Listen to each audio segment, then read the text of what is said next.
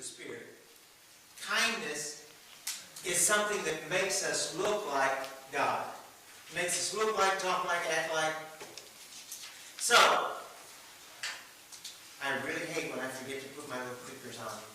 Alright, so first off, the word for kindness in the Old Testament is hesed or chesed.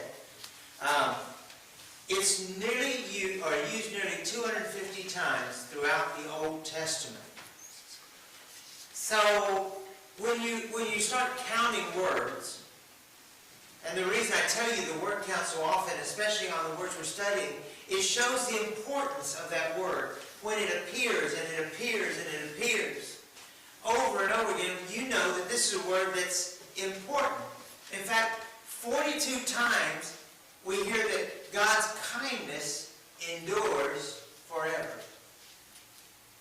So, let's start with this.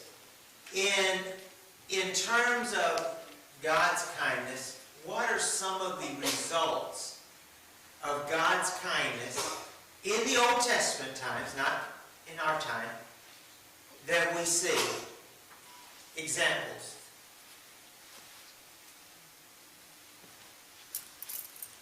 JC. He had a raven feed Elijah. Okay. When Elijah could have starved to death? Crystal? Made clothes for Adam and Eve, even though they had made a wrong choice. Yeah, immediately after sinning, God still showed an act of kindness. Josh? The Israelites had manna, but then they complained, so he didn't quail over. Yeah. They griped about this.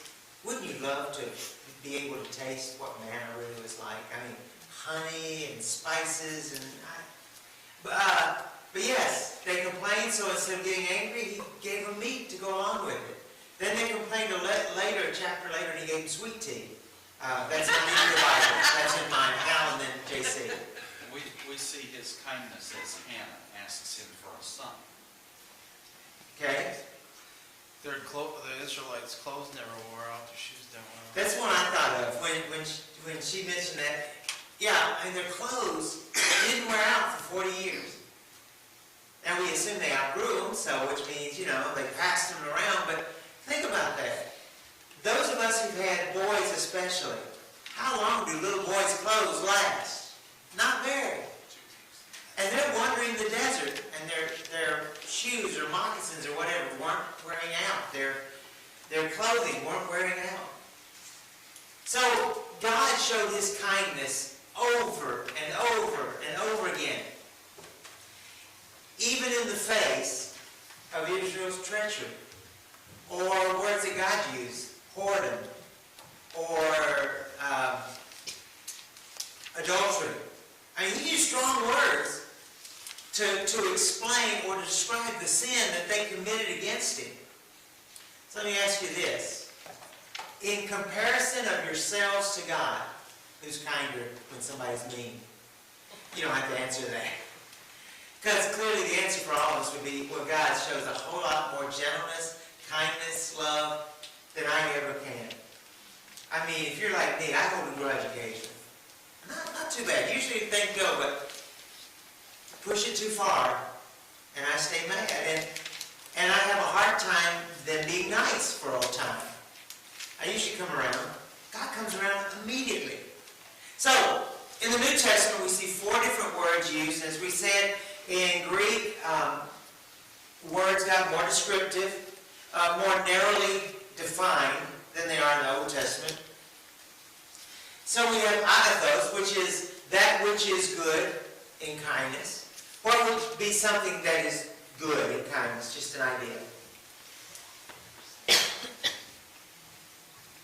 If you use the word kindness, but you say something that is good,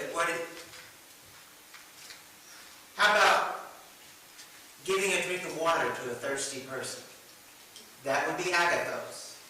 You also have epike, or epikai, which is gentleness, fairness. So describe an everyday example of that. No, not giving a cup of water now. We use that one. When you're dealing with your children. That's the one that came immediately to my mind when I was working on this. When you're dealing with showing fairness, especially when you have multiple children, you know, and you want to balance your discipline, you want to balance, you know, so yeah. The next word you know, even though it's in Greek, you know it. What word is that in English? Philanthropy. So philanthropia, it's benevolence towards others. What is philanthropia then?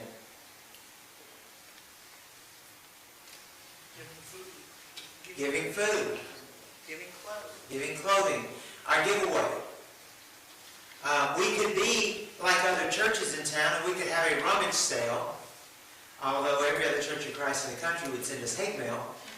We could do that, but which is kinder, which is more philanthropic? To give it to people that need, whether they actually need it or not, just to offer it, or to sell it to them. Albeit cheap, it's better to give it. Christos, it's graciousness, goodness. It is the word used to describe the fruit of the Spirit. And so when you're using that word, you're putting a godly spin on it. You're putting the theology to it. Not just, I'm a nice person, I'm a philanthropic person. I'm a person now motivated by God's love. And it's also used as God's kindness to man. Let's look at the verses that kind of back up these last two. So, for graciousness and goodness, someone read Galatians 5:22.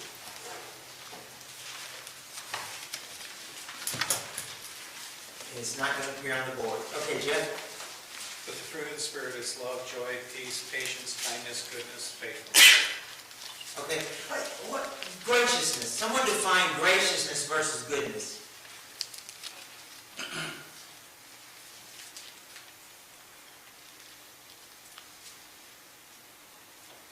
When It seems like graciousness is more the attitude behind what you do in some ways. I mean, it involves action, but and maybe giving something not deserved as well.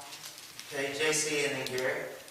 I was thinking, you know, it's like if you do something in the kindness and you're gracious about it, you're not just saying, here, come on in out of the cold before you freeze to death. You're saying, oh, please come in. Please, yeah. Warm. You're gracious. You have, you know, it's a little classier if that's the right word. Yeah. No, you're right. Gary? I was going to piggyback off of Crystal, because grace is defined as giving something that's not deserved. And it's much like, you know, we hear God's grace all the time. We don't deserve any of it, but He still gives it to us. Yeah, we've all been to parties, but when you hear someone talk about such a gracious host, hostess or host, it's somebody that went overboard to show their concern, their compassion, their kindness. So, we were invited out, I'll give you an example. We were invited out one time with a couple, and it was our first time visiting this church in Georgia. We were just moving to Georgia, and they said, oh, let's take you out for lunch. We'd love to get to know you. And you kind of expect that when you go to a new church. And so we went out, and as we drove through the KFC drive-thru, he said, your half is this much. And okay. I reached for money and gave it to him, and pay our half, but I wasn't expecting that. So, wanted to get to know us and eat, that was kind. But graciousness to a new person moving into your congregation, well, you think you'd go a little further, be a little kinder. And then there's God's kindness to man. Romans 11:22, who's got that?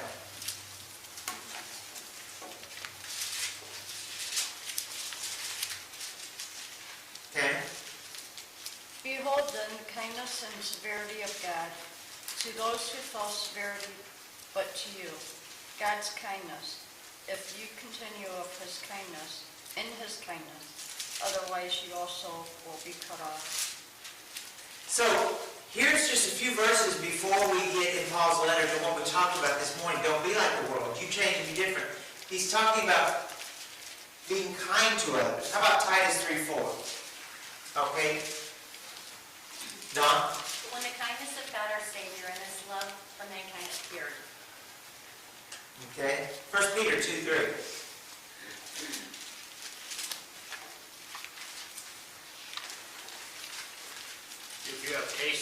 kindness of the Lord. Okay, so these are all God's kindness to mankind. So the thought that God, or the examples that God's kindness carries over. One of the verses I really have always loved about that kind of describes God's kindness to us, is the concept that He knows what we need before we ask. You know, we know what our children need. We know what our spouse needs before they ask. And we all like to hear them ask, and God likes to hear His people ask. Why? Why does God want to hear us ask for things? Crystal? Partially because He wants us to realize that we rely on Him. Yes. But God also wants to just be in, Carl. Because He wants to have the communion with us. He wants to be in relationship, yeah. That communion, that give and take, that, you know, we do things for our kids. We want our kids to say thank you occasionally. Not that we have to have it, not that we need it, and we know they're grateful. But it's just, yeah, I know. It's good to have that communion. We have a mommy in the back going, no, not so grateful. You know, it's good to have that give and take. And God wants that as well. He loves us. He wants to hear us say thank you. He wants to hear us ask for things. All right. So we're going to look at some examples. So we'll go over to Ruth chapter 2 and verse 20.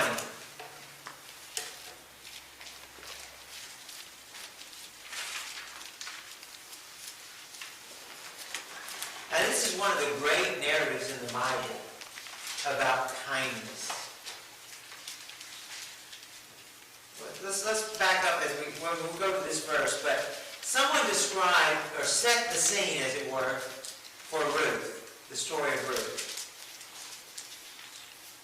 We'd like to set the scene for that. What's going on in the book of Ruth?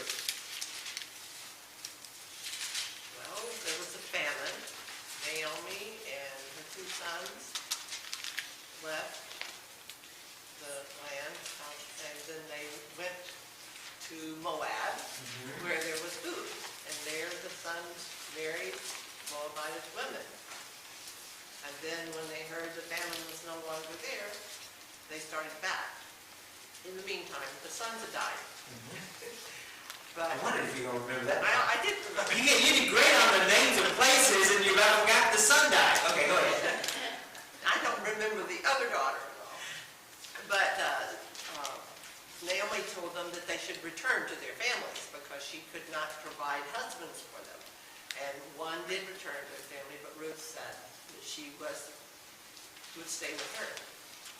And that's a verse that is read in so many weddings over the years. It's not as much in favor now as it used to be, but it's a beautiful example of love. So, 2:20 here. Okay, Tammy.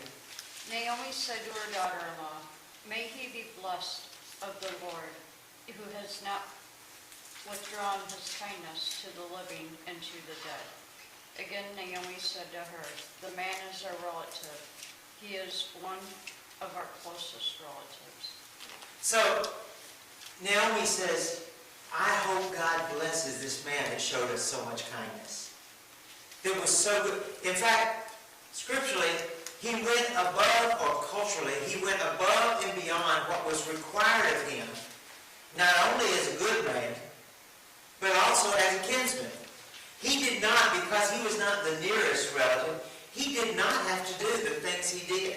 And remember, he gave her, what did he give to Ruth on the initial meeting to show kindness? What did he allow her to do? To glean. Glean, but where? Behind his workers.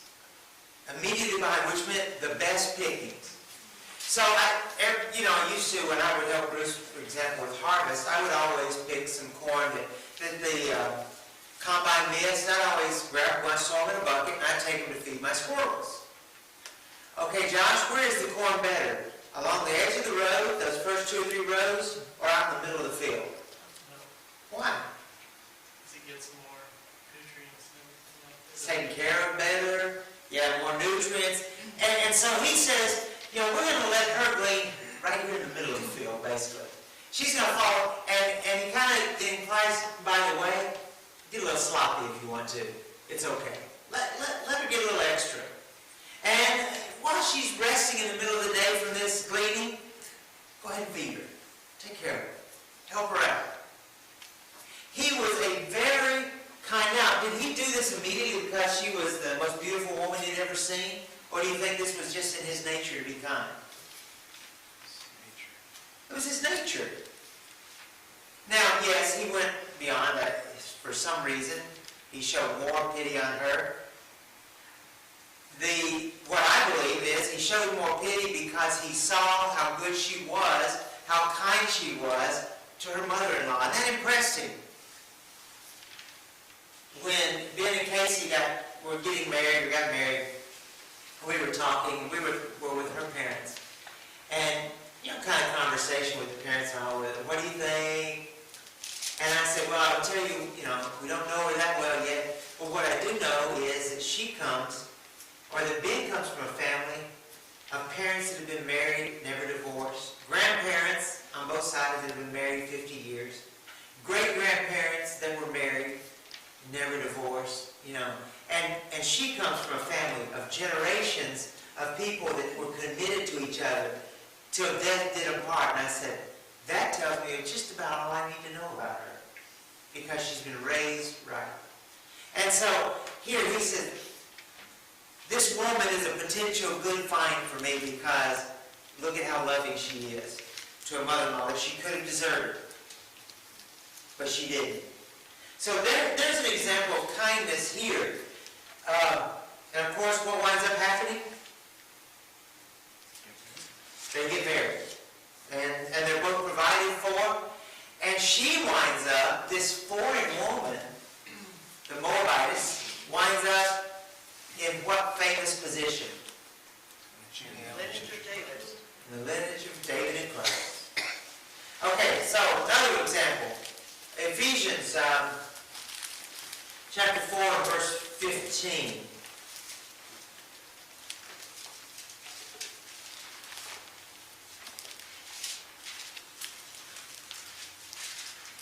I was going to tell you, everybody has to search your Bible this way.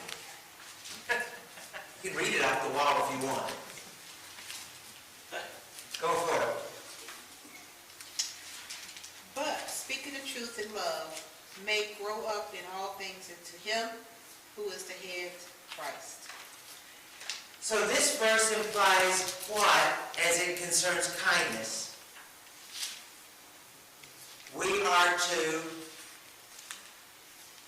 say it out loud, Stacy. Grow up. Grow up. That means it's not kindness is not one of those things that comes naturally. In fact, as Amos today after lunch, I was holding for a minute, he started fussing when he saw his mother come down with the bag that carries his food. He wasn't crying, he was kind of screaming, hurry up, woman. Because the natural instinct of a baby is feed me, change me, hold me.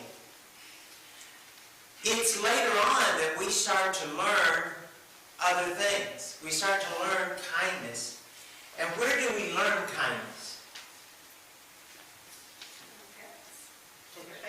From family, from friends, from church family. You learn by example. Statistically, we worked with foster kids for many years, and we had a friend who was nearly murdered by her two adopted children from Russia. Because the Russian orphanages, the children were basically they weren't touched, they weren't held, they were given the minimum amount of care. And when these children would come to America, they would be like wild animals. And this friend of ours, Rhonda, her children tried to kill her twice. She wound up having to, because you can't lock a child in a room for safety, she would deadbolt her own room because she couldn't sleep otherwise. And these were young children, 9 and 11 or something. They put bleach in her milk. I mean, just horrendous things. They had no, and now both of them are locked up for life in a, yeah, I didn't want to say nut farm, but okay. And they're locked up for life because they are unable to feel compassion or empathy or kindness. When they're starved of these emotions early, there will be results later, and usually negative results. There's some examples here. Proverbs 3:3, do not let kindness and truth leave you. You bind them around your neck. Write them on the tablet of your heart.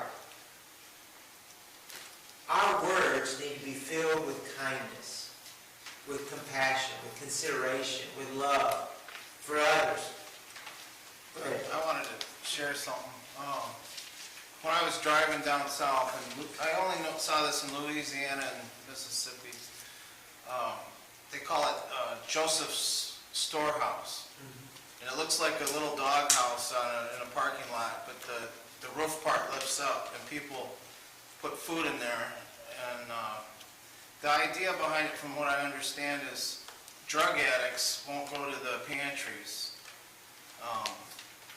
But if they sober up enough to realize they need food, it's there available to them, is the idea. Anybody, it's not, nobody's there, but people just donate in that during the day, basically, and then people come at night and open it up. And I thought, these are individuals that are in a sad state, but there's still people showing kindness by starting this program called Joseph's Storehouse, which is biblical story of, that's what he called it, the storehouses in Egypt for when his family came down there for food.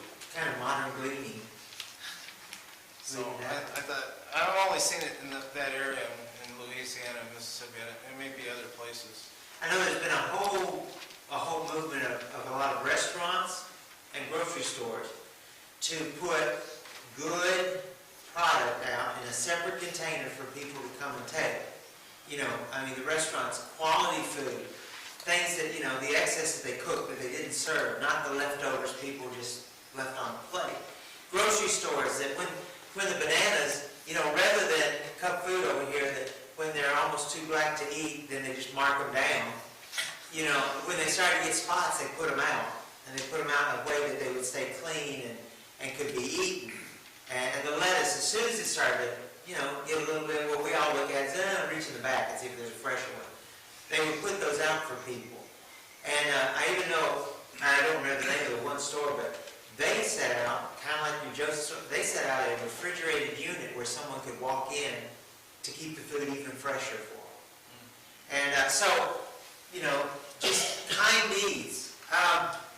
Proverbs 31:26, she opens her mouth in wisdom, and the teaching of kindness is on her tongue. It's reminiscent of Solomon's description of a worthy woman, right? A showing what true beauty is, what true gentleness is. What if all Christians were like this worthy woman? Now, so let's put this in context. I don't want to jump ahead of myself for just a second.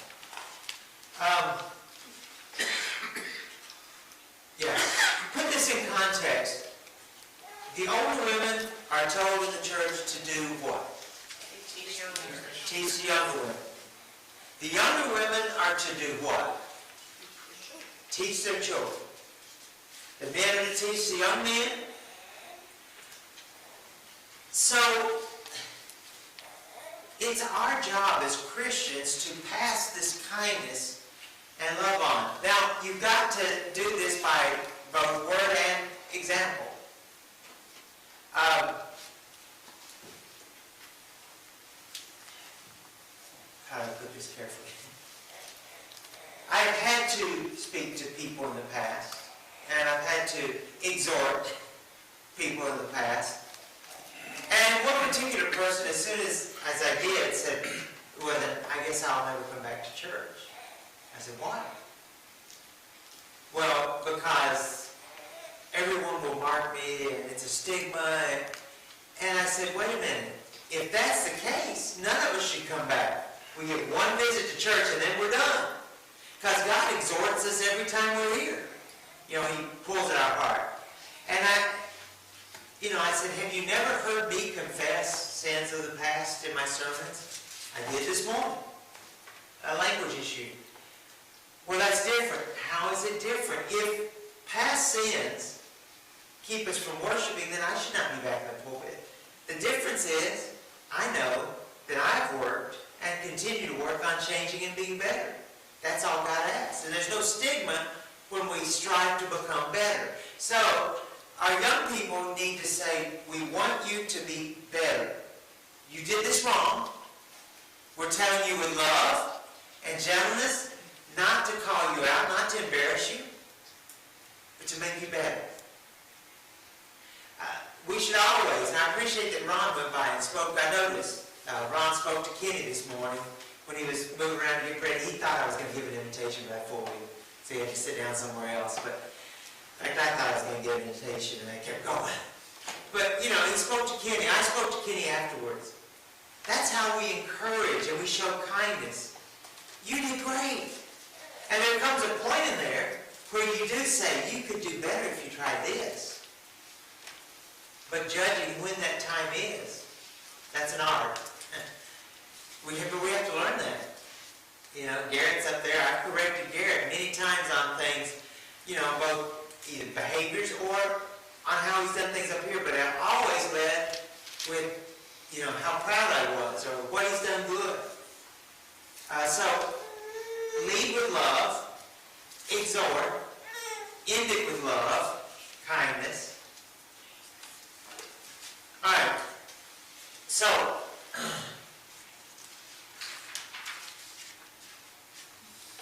Micah 6:8. Someone read it for me here. He has told you, O man, what is good, and what does the Lord require of you, but to do justice, to love kindness, and to walk humbly with your God. I love verses like this. Verses about there are two commands. Love God, love your neighbor. I like nice, simple rules on how to be obedient. You're right. What's right? What is loving kindness? To love kindness. To practice it. Yeah. It's not by helping in some way. I felt so bad at it. They called us with me. We were at Menards the other day, and there was a young family. And they were kind of agonizing over some toys, and I saw them get a little toy, because I heard them say it's $25. And the girl said, that's just going to have to be the big present. It's like, I want to go over and say, come here. Let's get 2 or 3 more things. It'd be good. You know? You know, but I told somebody the other day, they were talking about that they didn't have a lot of money, and I said, you know, some of the happiest days Allison and I ever had were when we were poor. When we had almost nothing, because we spent time together, we spent time with friends, inviting ourselves out to their house to eat, things like that. You know, figuring out how to get by. We had a great adventure one day when we had no food in the house, and wouldn't until Monday, and we went through the couch cushions and found enough to buy a chicken and a loaf of bread in Germany, and some cheese. And it was a feast, because we had nothing, and all of a sudden we had a meal. So, you know, to practice, or to love kindness, to practice kindness with others, and to walk humbly. And how do we walk humbly with God? We know our place. We know that we are the creation. We know our place. We're the creation. Excellent. You know, and that a lot of times is putting someone else first. Even though, you know, we might not necessarily think they deserve to be first, we put them first. That's an act of kindness. It's an act of justice. And that's an act of humility before God. Christ should have never washed his followers' feet. Should have never. One of his biblical examples of humility, right next to him becoming a little lower than the angels. Can you imagine? You're a king of creation, and you say, you know, they can take my place for a time. I'm going to earth as a human. Colossians 3:12. Somebody read.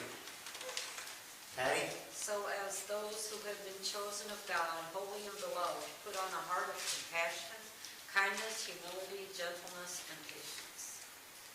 If we're a part of God's family, kindness will live in our hearts. It will be a part of our everyday life.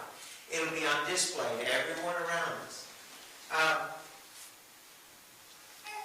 There was this story. Poorly clad made their way to a farmhouse.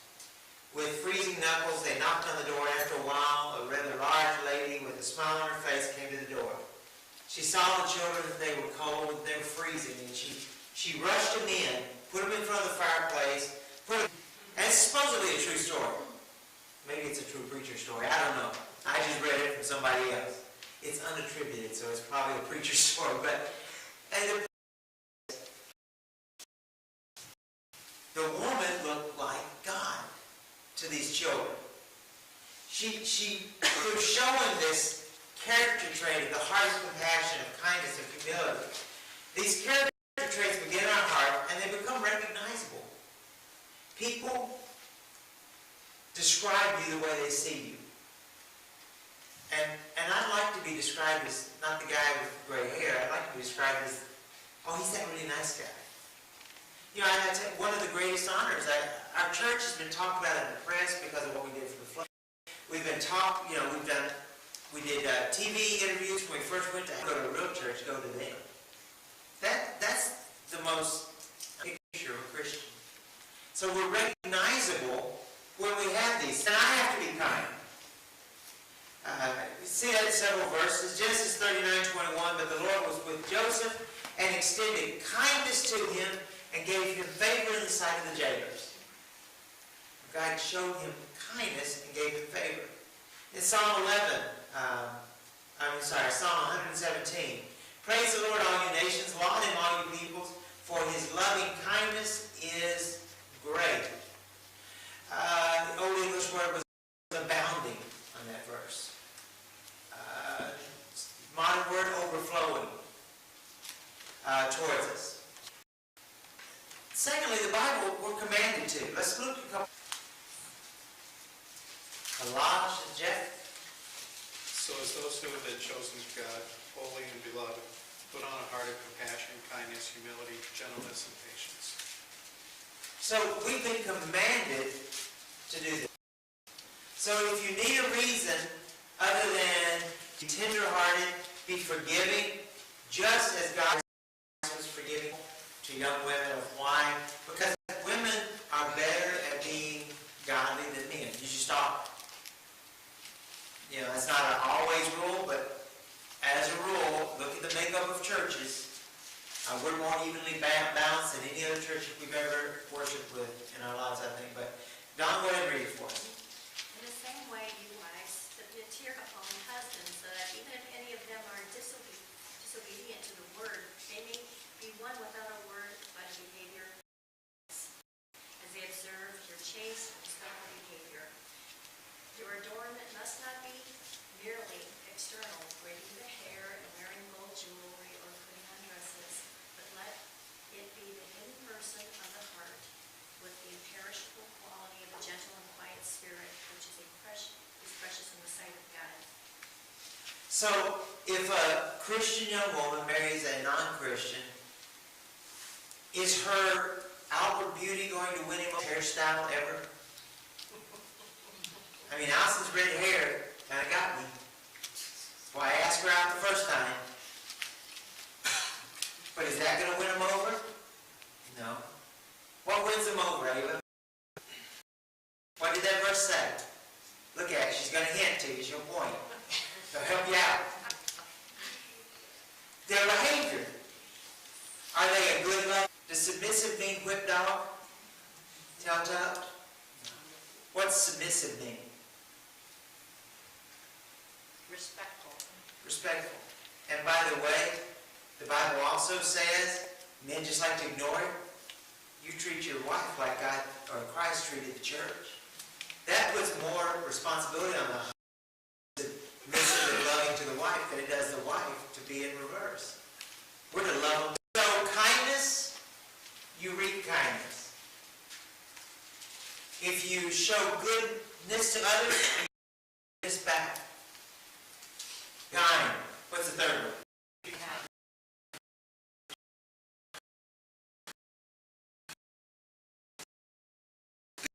Yes, everybody. Be kind. That's the three major life lessons we need to understand. I got another preacher story for you. I don't do preacher stories too much with other people, they just tell me, but.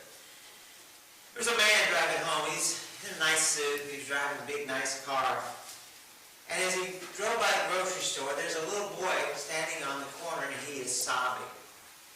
And so he stopped. I mean, this boy is obviously so upset, this man just felt he had to, are you okay? What's wrong? And the boy said nothing. Of course, you know, boys don't cry that often unless something's wrong. And so he said, no, something's wrong. You tell me what's wrong. I can help you. And he said, Dad sent me down here to get some things in my house in this grocery. And I heard, Dad, you just lost it. And he said, you don't know my dad. My dad is not nice. My dad will beat me if I go home without the groceries. So the man took the little boy in the grocery store and took him, and he stopped and turned around and said, Mister, I wish you were my daddy. We see the ads all the time about adopt a dog from the shelter, they'll be your best friend. I work with adopted dogs all the time. You know, they've been stuck in there so long, and unless they have just been tortured by someone, most of them make incredible pets. So, be like the person that adopts a puppy. You know, find people to show kindness to. Just little ways. Little kindness. I say all the time, you know, be nice to cashiers and stuff in the store. We had one even contact us. She says, I'm going to move away for a while. I just want you to know, you're just my witness. Why do you think she wanted to let us know? So you don't worry about her. Because she felt we cared. We did. Because she's another human. But, you know, she wanted us to know 2 years while she's been gone, in great detail, including all of her surgeries. But it, you know, it was that thing that you care enough about me, I want to share this with you. I've got a girl at Culver's that for years now runs up and shows me every new picture of her child.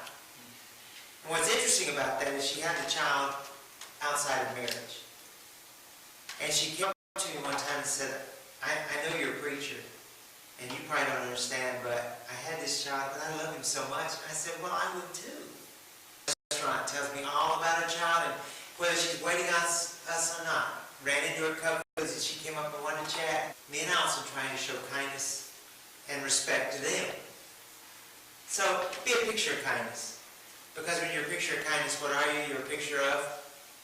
Another aspect that I was thinking about of kindness, my parents grew up during the Depression, and they knew what it was like to do without. So when they were in a position where they were capable to help more, so there's probably maturity. The one verse we read about grow up, Yeah. made me think there's a maturity to it, maybe with some individuals too, that they grow into it, and maybe weren't as kind and considerate when they were younger. And sometimes when you live life and you were shown kindness, even if it was just to survive whatever happened. Yeah.